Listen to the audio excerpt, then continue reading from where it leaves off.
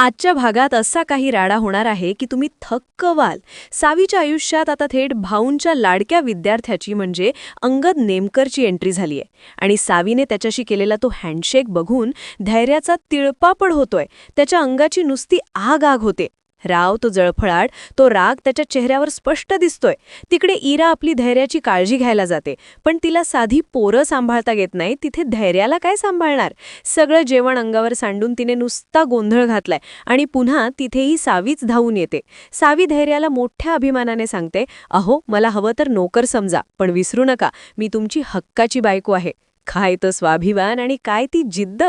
पण खरी मेख तर पुढेच आहे. दामिनी, विलास आणि भास्करने सावीचा काटा काढण्यासाठी नर्या नावाच्या एका खतरनाक माणसाला सुपारी दिलीये. हा नर्या सावीला आपल्या जाळ्यात ओढणार की सावी या संकटाचा निकाल लावणार. सावीचं हे निस्सीम प्रेम धैर्याला खरंच कळेल का, की ही इराच मध्येच सगळा खेळ विस्कटणार. मंडळी, आता सावीच्या अस्तित्वाची लढाई सुरू झालीये. बघाच आता पुढे काय होतंय ते. काय वाटतं तुम्हाला, सावी या चक्रव्यूहातून बाहेर पडेल का? तुमचं मत कमेंटमध्ये नक्की कळवा. आणि असेच चटपटीत अपडेट्स पाहण्यासाठी आपल्या चॅनलला लाईक, शेअर आणि सबस्क्राईब करायला विसरू नका. पुढचा भाग नक्की बघा.